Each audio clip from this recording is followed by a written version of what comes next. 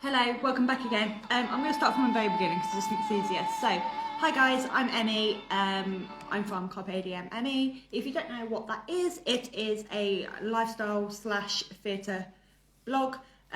Also to try and travel, however, it's mainly theatre that I focus on. I've been running it for 7 years now, and as part of me trying to move a bit forward, I've decided that every Friday I'm going to do a theatre tipple night where basically I will be chatting with some fantastic people within the theatre industry. So whether they are theatre critics, whether we're bloggers, whether we are choreographers or designers, directors and performers, I'm basically going to try and get as many theatre people involved as possible. As you all know, this last year has been probably one of the most difficult years for everybody, and I think theatre has definitely felt the impact of the pandemic, and hopefully there's a bit of a light at the end of the tunnel, and by June we will start to see theatre re-emerging again. It's really exciting actually. I cannot wait for it to be back. It's been a very odd year for someone who tends to be at the theatre 3-4 times a week, to now go back to barely doing anything. So hopefully we're just waiting for Mark to join. Mark is another theatre blogger in the area. He runs a blog called Beyond the Curtain. He's a fantastic writer as well, and we thought we would kick off things by chatting about theatre blogging and the theatre industry and what it means for us doing that moving forward. So he is here. So I'm really sorry. This is only going to be about half an hour, but hopefully you'll wait for him to join. Here he is. Hi, Mark. Are you okay? Well, that was stressful, wasn't it? I don't know what's going on. What a palaver. I love how we've both gone with the roll neck attire today. Hiding it. We're hiding it. I feel like this is just us being sophisticated. We are classy people. We are classy. So Mark, to kick us off, can you introduce yourself and tell us a little bit about Beyond the Curtain? Hello, I'm Mark. I am a fellow Leicestershire person. I'm a theatre lover. I started blogging about theatre like 3 years ago on just a random WordPress site. Then like 2019 I decided to make it a name, and then I started Beyond the Curtain. Then I emailed a few like theatres like, hi, I'm starting a new blog, and yeah, I've been lucky enough to do some like press stuff and that since. So here we are. Here you are. So, why did you get into it? What made you want to write about theatre? Because I feel like everyone kind of goes down a different avenue. Because I mean, myself, I didn't really start writing about theatre until like 2 years after I left uni. Yeah. So what was it about theatre that made you go, oh, actually, I want to write about it? I guess it's just going like all the time when I was, well, not younger, but I was like between like 16 and 25 or something. And I guess kind of over time, I started writing reviews, and obviously, probably like you were like tweeting about the shows you were seeing, stuff, and then you build up like to write more. And there's just a passion that kind of became a hobby, I guess, kind of writing about it more, talking about it, then like having a dedicated page about it. Just means I can talk about it more. And bombard people with it like I do. Too right. They should. Too right. Enjoy it. So obviously this year's been very different for us especially, because obviously we would usually go and sit in a theatre, go and see a show, Indeed, and go home and write about it. How have you found this past year having to watch things from home? And be honest. It's been strange, kind of like, especially I found reviewing like concerts more difficult because it's harder to pick out single people and criticise individuals, because that's kind of but like theatre wise, it's been all right. It's obviously a lot of content out there. Been some amazing shows and some not so amazing shows. But yeah, it was just adjusting, I guess, because we live in like an age where we're all watching Netflix all day long and all that and those kind of things. And then it's just, yeah, you get used to it after a while. Like now it's been like kind of, this is what we do now. Kind of, I can't wait till we can see live again. But yeah, after a while, it took a month or so, I'd say, to adjust us to being used to this is how theatre's going to be. And then I guess it was Romantics Anonymous was the first one I watched, like, Yeah, live. same here. And that kind of changed it a bit when you're actually watching something that you know's live there and then, because obviously then you're like, well, this is actually happening now. Whereas like TV, it's just not as a film where it's like a pro shot or whatever you've watched in the past. Watch a film, you know. But yeah, been alright. And I definitely think, like you say, like, I mean, I don't know how you feel about going to the theatre, like going back to watching live stuff, but part of me feels quite anxious about it. Do you know, because it feels like it's been so long. Yeah. Like, do you think anything will be taken away from live theatre by going back? It'd be really weird, I guess, because like you had the same. Obviously, we got to whenever it was October last year, then obviously COVID, and then they were opening with these Boulevard and Colour Purple and that, and we were kind of like, I was like, yeah, great. And obviously, we booked like Miz and stuff, rent, and then it's gonna be strange. Obviously, first, I guess we're all gonna have to go back to the social distance stuff. And I know some of our friends got to see some stuff when it did reopen, but we didn't. So I guess it's just like the adjustment again. Like it'd be strange to fit gaps between everyone, and I guess it would just be nice to be there at this stage. It's been that long. We'll just probably just be fine, wouldn't it? Like, good time. How are you about that? I mean, it'd be nice not to be annoyed by people in the theatre, though, I suppose. I suppose the social distancing will bring its perks. That is true. Nobody will be able to smell the prawn. I knew you were making the prawns. Oh my god. Oh man. So obviously, like a lot of people, I don't think know what happens when we work with theatres and the process of that. I don't know what it's like for you, but do you when you go and watch something, how long do you take to write a review? Like, have you ever had times when you've gone, I'm going to come home and I'm not going to bother, like I really don't want to write about it? Yeah, some days you kind of depends. I guess it depends how your day's gone as well, because you go into a show and most of the time it's all right. I never take notes or anything about the show. Sometimes I'll write notes on my phone at the interval or after, kind of bits I want to remember, bound to forget. But yeah, then certain shows you come out and you think, oh, that was a bit. Now I've got to go and write about it. And I guess the more you put it off, the kind of it gets worse. Kind of almost. I try to do stuff that night. I tend to. Depends where it is. Depends how far away it's been. Seems like Stratford or somewhere, or it's like an hour or so to get home. You kind of a bit wiped out by the time you get home. Just half hour time to get up. But generally, I'd write on the day, even if it's rubbish. I would still do it on the day. I mean, I guess like one of the things is everyone's happy that we mentioned the prawns. So obviously, there's a massive like platform for theatre critics. I guess we could call ourselves theatre critics because that's basically what we do. Oh, hold on. I'll be able to show it during the overture and nobody will be annoyed when I squeeze past them to get to my seats.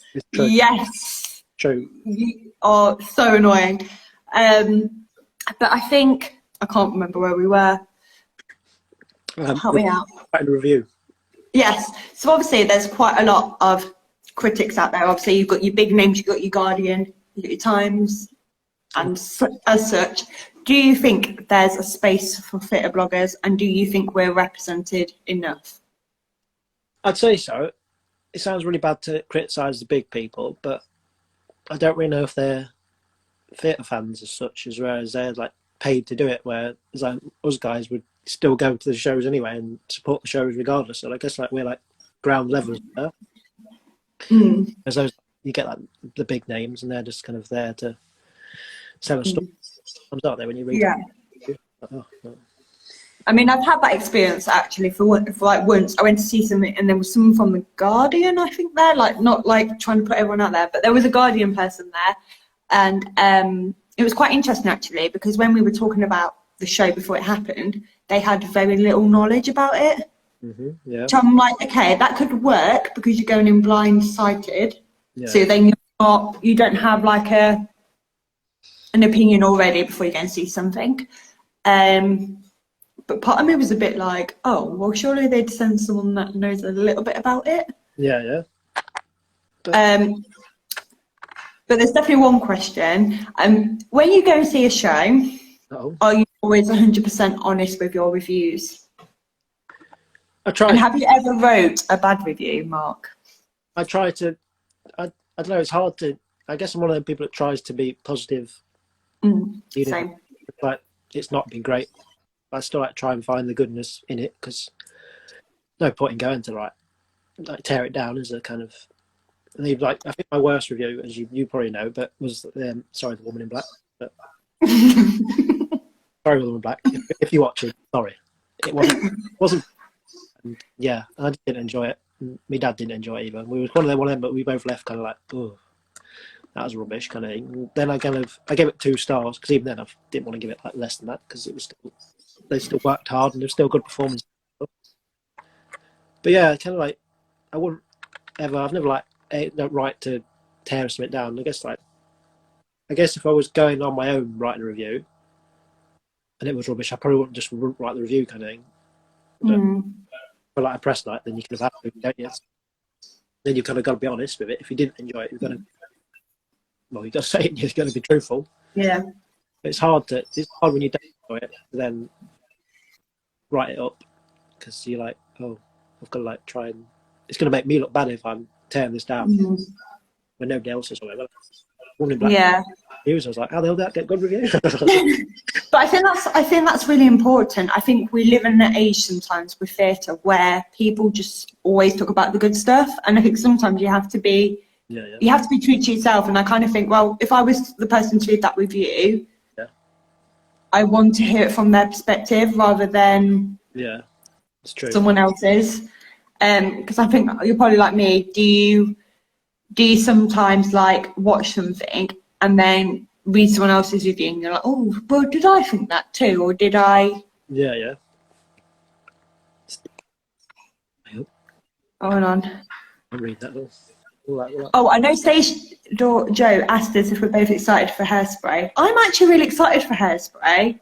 I mean, I'm not the biggest fan of Michael Hall, but it's a very feel-good musical, and I feel like that's what I need. How do you both differentiate between your star ratings? I don't know about you, but I tend to go on what I saw before that. So if I give I don't like to compare it to something I saw maybe a year ago. So like with The Colour Purple is probably a really good example. So when I saw that a few years ago, whenever it was 2018, 2019, it was a 5-star, like easy for me. So then when it came around again at home, I completely just tried to ignore what I'd already thought about it and thought, right, I've got to go with a new perspective. And then that's how I basically base it on. I base it on whatever I wrote before. I'll never base it on a review that was like a year ago. Yeah, it's hard. Like you see a show, you've got to write about a show you've kind of seen in the past. They're the same doing it. Oh, I've seen this, but it's obviously people in it. But yeah, like I don't know, my star rating. I'm probably too generous with 5 stars most of the time, because I thought, I enjoyed it. Have 5 stars. You can have it. Take it. Yeah, I mean, I've given a 2-star before. I'm pretty sure I did. Yeah, it's probably in my archive somewhere. Sage George, I think nowadays everyone is a theatre critic, but there's certainly elite critics like the newspapers. However, theatre PR companies are now starting to give the opportunity to theatre bloggers as a way to influence them the show. I completely agree with that. I do think when I first started out, which was in 2016, it was so hard to get in the doors of theatres and to write for them. Like, it was so hard. Because you kind of, I feel like some people feel like you have to have a bit of a reputation, do you know what I mean, to then build upon. Whereas, I mean, I was really fortunate, you're probably like me, the first theatre I ever wrote for properly was The Curve.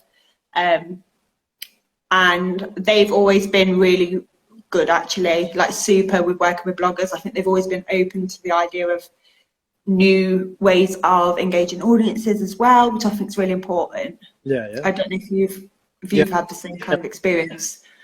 I certainly say The Curve's been kind of the place where I kind of got more welcomed. I mean, obviously the Haymarket was the same for me. Kind of I emailed them and they're like, yeah, come and see.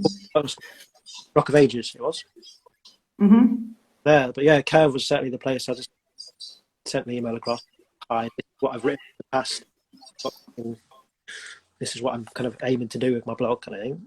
And then yeah, you kind of like, yeah, we'll add you to the list, kind of thing. Which is, and I think they are generally really supportive to kind of bloggers, kind of smaller scale as well than the big papers. Obviously, the papers get them depressed. That needs to get. I mean, obviously, we can only talk for the ones we work with for, but generally, I think all the ones I've been to, like the Royal and Downgate in Northampton, kind of the Coventry. I've never been to the press yet. It's just a nightmare to get to, really, to me. I don't. We've got, yeah, but yeah. Mostly, I'd say they're very like accommodating to help and support bloggers, kind of offer them opportunities. Obviously, even like the RSD, like when we went backstage, they kind of like just invited us off the blue, like, what? Do you want to come backstage? Yeah. It's like, yeah, I think they're getting, theatre companies are certainly using blogs, which is good.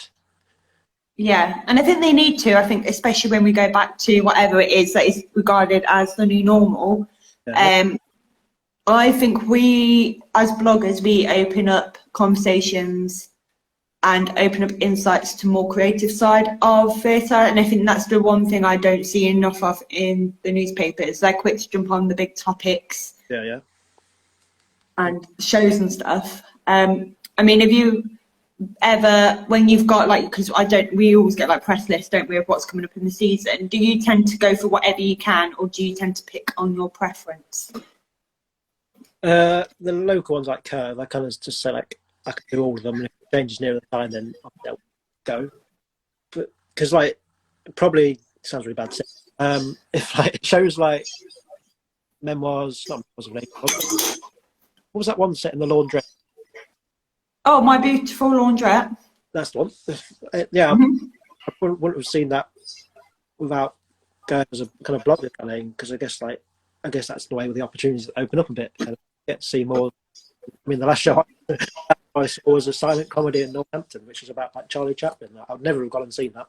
Like, no, and I definitely agree. Like, I feel like our opportunities with press have made you look further afield beyond your traditional musicals. Yeah. I mean, I'm not the biggest Shakespeare fan. I just don't know a lot about it, so therefore, for me, it's quite nice to then go and see one, because it's kind of opening up conversations for myself on that area. So, what is your favourite musical, Mark, and why? I mean, I know what this answer is going to be. It is the Andrew Lloyd Webber classic, Cat. It's not. Sorry, everyone. Sorry, they're all going to hate me now. But it is there's a French musical called Amélie. If you didn't know that. Then... No, I never knew that. Why? Tell me a little bit about your love for Amélie, because I mean, I've met some big fans in my life, but I've never met someone so committed to a new show in my life than you with Amélie. Thanks, guys. The cash runs out in like 2 weeks, so go buy it. Yeah, it's a strange one, because like you said, like I'd never seen the film before it was coming to the Haymarket. I was like, oh, that sounds a good show, and then obviously I got invited along, like the press night, and then then it's just like game changing. Like, wow, this is like the best thing I've ever seen. Then I saw it, like I went back the next night. It was that good, kind of thing. I went with my mum on the press night, I think. And I went back with my dad the next, because I think he'd seen the film anyway.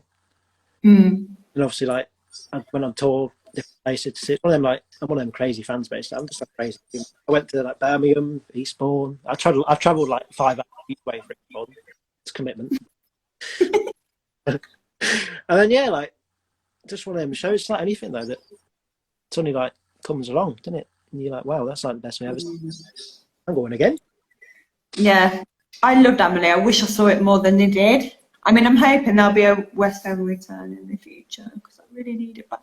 But there's something about it, isn't there? There's something about a new musical which takes you by surprise. And I think that's what Amélie was for me as well. Like, I was kind of like you. I'd seen the film because it was played on repeat. Yes, let's talk about Danny Mac.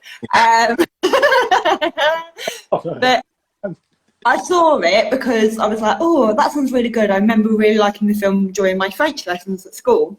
Yeah, yeah. And I thought Amelie was such a fantastic, quirky character, but I was just really drawn to her. I was like, oh, let's give it a crack. Let's see what it's about. I was obsessed. So good. Like, the music is stunning. Yeah, yeah. I mean, the casting was Top level. thanks to a certain DM. Debatable, but let's not go there. He might rock up, but let's be careful. But you know, there was something about that musical that I think took me by surprise, and I think that's why it stuck with me, because it wasn't my traditional, like, we see Grease to the cows come home, or it wasn't like, I mean, I love Rent to bits, but because I've seen it a few times, it didn't spring me up by surprise like that did. Yeah, yeah. I guess kind of it's one of them shows like I've seen a few like actor musician shows, not like many.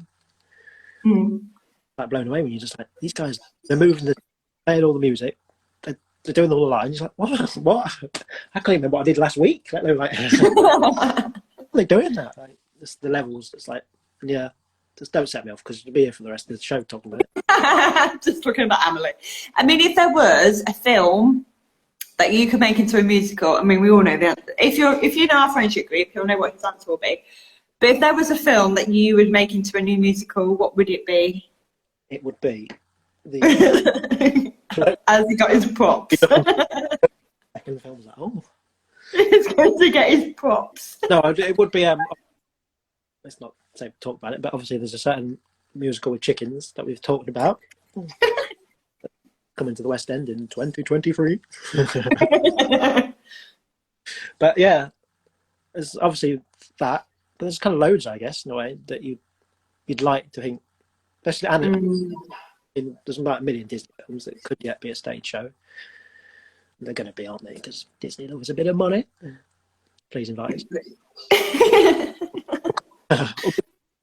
So, what is your most overrated musical? Which one do you just hear loads of people talk about, and you kind of go, yeah, I'm not a fan? Oh, it's just because I know you threw me this yesterday, and I told you the answer, and I'm not scared to say it again now. Tread carefully, love. Sorry to everyone that's going to be a bit offended here, but I'd seen it years ago, like when the big hype was around it, with I was going to say the names who was in it. This can give you away what it shows, but I saw it years ago with Kerry Ellis and Diane Pilkington as the two leads back in the day, back when we were young, and then I saw it 2019, and it felt a bit stale. I don't know if it was just because me or I wasn't in the mood, and we had literally come from a matinee with a family as well, so I was probably like, well. Yeah, you've probably been on this roller coaster of Amelie and was like, meh. But in a way as well, I'd say it's a little bit, and this sounds really bad when it's coming up at Christmas time, but I'd say both those, I'm not getting invited now to press that, but both like Wicked is the one we're talking about here for me. It's just like, I guess maybe I've only seen it like 5 times or something anyway. But I don't know. You watch and you think, it just feels a bit stale now. I kind of felt that. I saw not the last time I saw Phantom of the Opera, but like the time before that I saw it in London. You kind of feel like it needs a bit like update, and then we saw the tour, and then it's like, well, this is like a little bit of updated, and it's like amazing. I'm kind of one of them where people like kick off as well, that need updating, and maybe some shows a little bit, because like Wicked's been on what 15 plus years now, and it's been the same. But I think but you have loads of them like that in London, don't you? And part of me thinks that when we get on the other side of this, like, is it time for a bit of a shake-up? I hope so. Even like, I know it's controversial, so like, even if you like, I don't know if you kick Les Mis out, I'd put it on tour. Like, it's going on tour anyway, but I kind of like say it's been on for 35 years, and great. They're all kicking off now. Great. It's not coming to quiz anymore because you don't like Wicked. Hilarious. I like Wicked. I think we need a bit of a shake-up, and I think, like you say, like, Les Mis is on tour, Jamie's going on tour. Yeah. Phantom was on tour.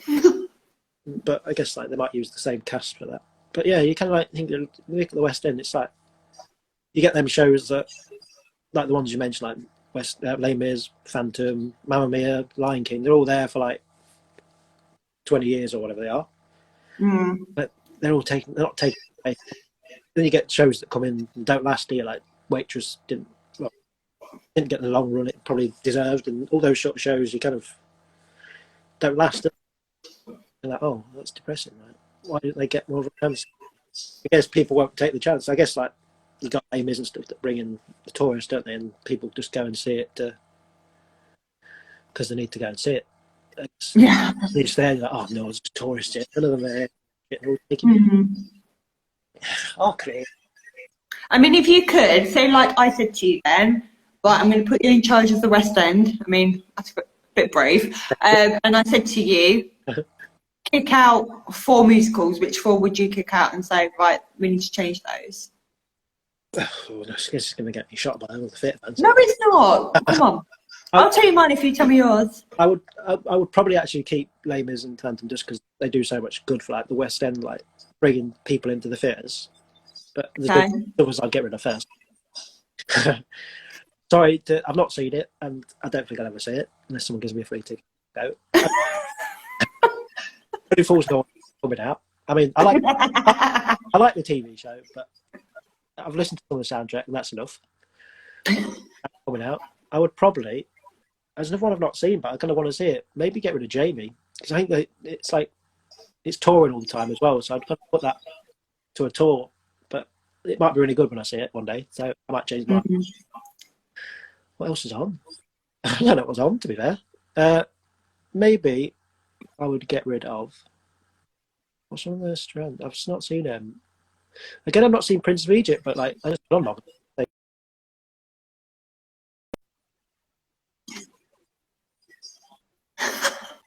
We've lost all knowledge. I've lost all. You haven't been for so long, the West End. Yeah. I mean, I don't know. I think I would definitely get rid of Les Mis. Oh. Les Mis is just not for me. I don't get the hype around it, to be honest. And both times I saw it, I just couldn't connect with it. So that's just it. I would probably, though it breaks my heart, I'd get rid of Mamma Mia just because I feel like that theatre could have a really shit hot musical in it. Oh, kick her off her own line. How dare she? But I don't know what else really. I'm kind of like you. I think there is obviously the ones that bring in the money in, and that's why they're there. But I definitely think there's room for new ones to kind of come through now. Yeah. I'd love to see more local productions get the opportunity to transfer to the West End. Let's just talk about The Colour Purple. How amazing would that be in West End? If it had a transfer, how amazing would that be? It needs it, somewhere like I don't know, like the Garrick or somewhere. It's quite a good size.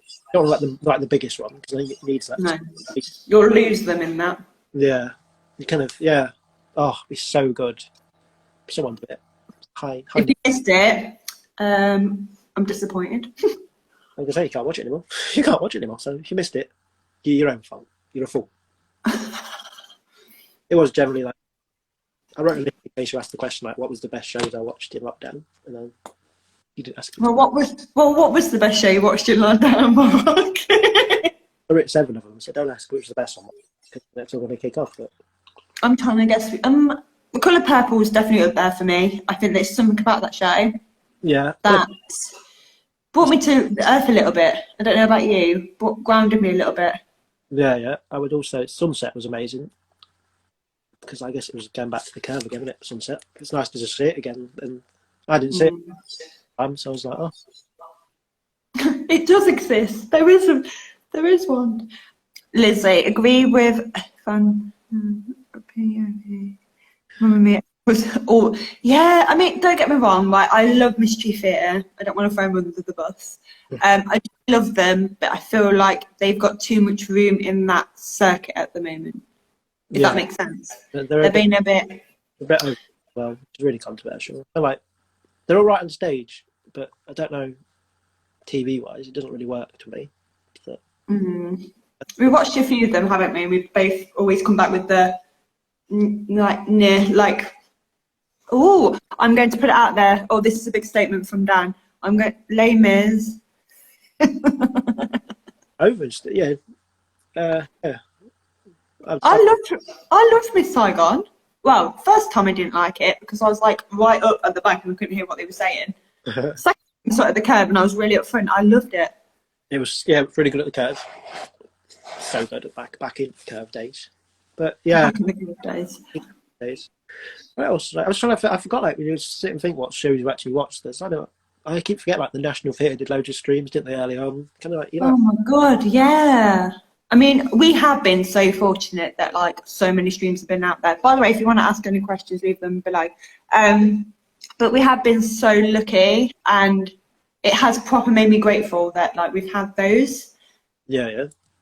But it does make me think, can we be that more accessible when we go back? Like, can we make archives a bit more accessible? Yeah. And can we, you know, outreach to new audiences? Because I don't know about you, but like, this is proper made me this time has made me think about those like housebound. Yeah, that's the thing. All the times they've not seen theatre, but they've probably seen it for the first time in years through this, like. Yeah. Just like, it's just mental. You think, but then again, it's the other side where you see like people like putting tickets on sale, and like you see some of the tweets underneath, like, "Are you going to stream it?" Like, they're probably not on there unless they need to. Guess one of them, didn't it? Yes, Dan. Yes, I agree. All agreeing.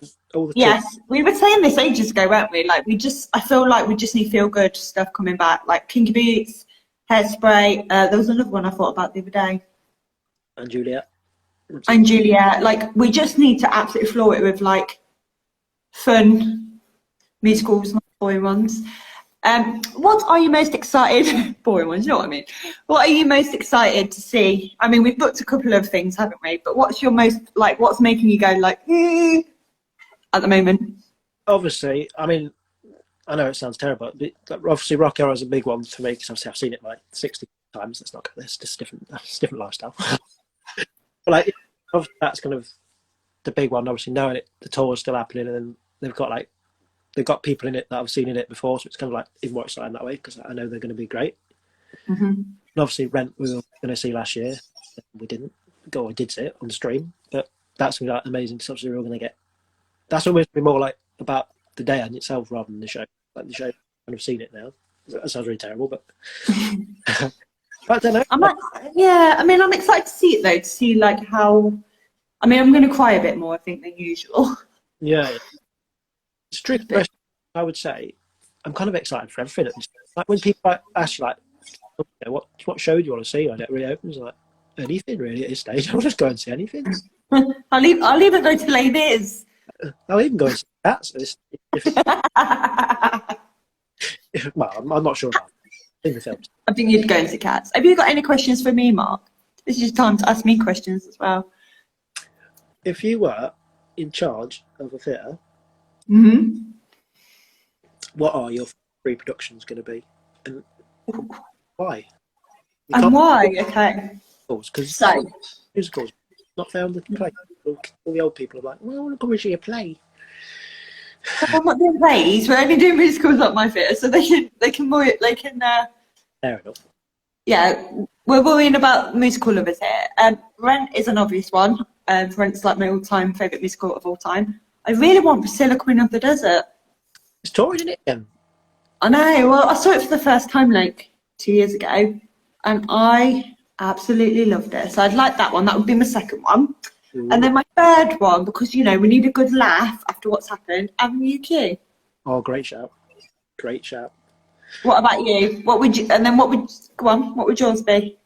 I would open with Cats. Roast underrated. I put Spam a lot on. So good and it's so funny. We need that like humour. I'd probably go like Kinky Boots because you just need that big celebration, like joy, just joy, wholesome like goodness. No, I don't know the last one. I'd probably just do it like left field, like something unexpected. Cats. Like something new that we haven't got yet. Cats. No, Cats on skates. Not Cats. We'll have Home Alone the musical. There you go. That'd be imagine a Home Alone the musical, mate. Like the play that goes wrong. Like what happens in that? But imagine, I'd want to be Kevin. You can be Kevin. You can do the face as well. Oh, Addams Family. I don't know how I sit on Addams Family still. I didn't like it. Not again. I didn't like it. I liked a couple of the songs in there, but a couple of them I was a bit like, like, I don't know. I feel like I need to see it again. I saw a local company do it and I didn't enjoy it at all. Yeah, yeah. No, I saw the tour with Carrie and whoever else was it. Whoever else. I didn't really enjoy it. I don't know. It was just a bit like too heavy. I don't know if the mood I was in at the day. Like, I just wasn't in the mood for like this show about death, and I was like, oh, well, this is a bit. Not really not what I was in for. I was like, oh, great. It's not really my thing. They're all dead. Oh, Charlotte, Little Sharp. Oh, Little Shop's a shout. Oh. You two could be the wet bandits. Oh my God, that'd be brilliant. That'd be so good. I'll show you later. Remind me on the quiz. I can show you a picture because one of the movie rounds, I took it out. I did a Home Alone one. It's me and you, and it looks amazing. So there you go. Oh, mate, I need to see that. That's so funny. So we don't have long left, but there's one question I definitely want to ask you. Do you have any pet peeves when it comes to like the theatre industry? Like anything that you kind of go, I really can't stand that? It's as a blogger, I guess in a way, it's people who expect to be like plate fed by it, whereas we're different. We wouldn't expect. If I don't get invited to something, then I don't get invited. Fair enough, right? I'm not going to chase them down like you didn't invite me. Then why didn't you invite me, kind of thing. But it's the people like who won't then go and see that show or whatever. Like, I've not been invited, so I'm not going to go and watch it. Because like, well, that's not really fair to support them, is it? They're not going to invite you next time. That's your attitude. Are they like? You can like you've got to keep supporting the theatres. Like, yeah, there's 30 shows. Like I say, like shows I've seen, then I've gone like even back the same week or the next, like when it's still on. Like, I'm going to go again because like so good. And like what you were saying, I know people don't know what we said because I don't know our private conversations, but like and like early on, like if you're going to get a stream and like you probably like donate the ticket money yourself, kind of thing, or whatever. You can like where, and yeah, some of the times like you do, don't you? Like when you watch the show, I remember going to when we went to that one in Stratford, the outdoor thing. Like there's a donate thing. I didn't go to the little pay machine, did it on my website, I think. But it's those little things where like if you enjoyed it, then go and kind of give back, especially in this time. Whereas I was people like bloggers kind of, oh, it's free, we're going to watch it for free, and that's it, kind of thing. But I guess we need to be a bit more support. They're giving us. Yeah. Don't expect. And I think, I think that's one of my. That's always been a pet peeve of mine, anyway. I mean, I built up my following. I built up. Yeah. My kind of portfolio over time, and like we say, like in our private conversations, like even now, like I get offered press things, and 9 times out of 10.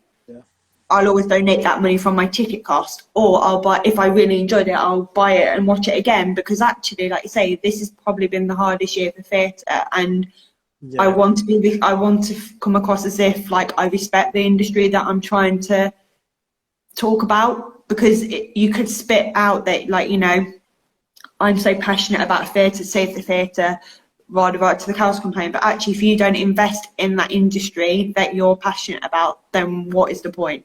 Yeah, you're not like, what's the point in supporting it? It's not then support for you. You're not a very good blogger if you're just doing it. No, exactly. And I think that like comes across in what I write as well. Like I'll always, even when I've wrote a review, if I then, because I do share them again, you know, if there's like a time period of when they're on, that I will even tell them, you know, oh, I bought tickets for this again, because actually your readers need to see that too, that you're not just this person that watches it once and then that's it, you're done. You kind of, I guess that's like the whole thing. It's communicating like how much you enjoy it, and then people hopefully see, oh look, like you say, I'm going again. Like they'll say, oh, it must be good then. They're going to go twice and kind of. Most of the time they are. Just some afford to go twice. I mean, I find that really difficult and things like that, because I feel like, you know, we're just going through such a difficult time, and I want my readers to trust my opinion, and if I want my readers to trust my opinion, I've got to back that up with something. I mean, we can all sit here and say we're passionate about theatre, we love theatre, but actually, what are we what are we actively doing to help that? I guess we're doing a fair. I don't know about you, but I'm sorry. This week I felt like I'm like snowed under with emails. I've had like 10 today, like bloody hell, because I like constantly tweet like another bit, and half of it's already out there when you anyway. It's like, Yeah. I mean, that's the thing. I used to do like news features on my blog, but I don't really do them now because it just works so quickly. Yeah. So I tend to do that more on social, but obviously when I work full time, it's a bit difficult. Is there any other avenues you'd like to do as a theatre blogger? If you could do something, like what would you do besides writing about it? What do you mean, like performing it? I mean, like, would you ever? I mean, one thing I like really want to do, and I'm hoping like Dan's still here. I'd love to do more radio because radio is such a fantastic platform for musicals. Like more so recently, but I'd love to do more of that kind of stuff. I'd love to do a podcast, but I just don't have. I'm not very reliable with editing. I'll be honest. Yeah. It's like same like videos. Like I stopped doing videos. Like I don't know. It's hard to sit there video yourself and then you've got to edit yourself. Put yourself like it was fun when I did like a couple of things like because that's how I started my blog. Like when I started, I was like, I'm going to do it like a YouTube channel, but then I just like switched it to writing it because it was just easier. More stressful. You know yourself, like 20 minutes talking. Oh no! Oh no! Oh no! Oh no! I mean, to be honest, like I keep saying that one thing I'd love to do more of as well is like looking at different ways to bring our audience in. Like I would like to do like maybe quick videos about shows, like not necessarily like a 10-minute chat or whatever, but even like a snippet on Instagram. I think that's something I'd love to do like moving forward. Like do I do like instead of my review always being writing, like do I put them in like video form? Do it straight after the point. Yeah, just so it's a bit more impulse. Because like you say, I think sometimes, I know especially myself, I can go to sleep thinking one thing, wake up and I'll go, oh, actually, I'm kind of questioning my thought on that. Yeah, I always do that. Especially like if you schedule a blog to go like the next morning, I can like, oh, do I want to change that? Or if I'm happy what I've written, I check like, I did that with the dream one the other day. I like put it up and then I like changed it like 3 times before I actually went up. I still need to do mine. Oh no, finishes tomorrow. It was good, everyone. Free. Fine, I'll write something on Twitter about it, but I'll still put it on my blog anyway because it's good for archive. So, yes. Very few views on my blog about it, so don't bother. So, we'll wrap this up because we're literally, me and Mark have got a quiz in half an hour, so that's always good. So, thank you, Mark, for joining me for a quick chat about theatre blogging. We'll have to do another one of these at some point when we actually can turn up on time. That'd be really good. We should do it in person. Just go live and together. That'd be scary. Yes, let's do that. We'll meet up and then we'll do it together. But you are doing really well with your blog and keep it up. Thanks. It's brilliant to what you do. I'm very biased because I know you, but you're very good too, Mark. I'm glad. I think the thing is when it comes to like our kind of area as well, I think it's kind of nice for both of us to have each other. Do you know what I mean? In that kind of in this realm that we kind of bounce off our kind of conversations with each other, which I think is really important. Yeah, and I guess like we met like because we do blogs, I guess, because obviously we must have like seen it on Twitter. Then I was thinking last night, but it was Priscilla, by the way, the one we met at, not Reese. It was Priscilla. I was like lying in bed, like, oh, sure, that was Priscilla. But there we go. There's an insight into my life. But yeah, it's great that blogs can bring people together as well. It's the same with like the WhatsApp group, but I'm just waffling on, so you can wrap it up. Thanks, Mark. I really appreciate it. Thanks. Brilliant. Hopefully you got a little bit of an insight to what it's like to be a theatre blogger from 2 people that clearly know exactly what they're doing. And sorry to Cats and the Wicked. All the fans are in here now like going, oh. Disclaimer, guys. But thanks and good luck with the rest of your series. Thanks, mate. We'll be there supporting you. I'll see you soon. Well, we'll see you in half an hour, mate. And I'll see you next week when you're here, but I won't be here because I'll be watching. Bye. Bye, everyone. See you later.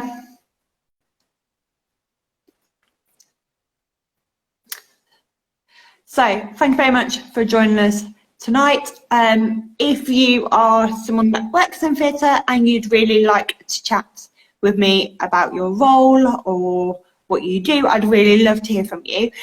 Next week, I will be joined by Kayla Carter, who has recently performed in Rent at the Hope Mill Theatre for the stream performance. So we've got a really exciting conversation happening once again next week at 6 o'clock providing internet works. Hope you're well. Please take care of yourselves, keep safe, and I will speak to you very soon. Bye.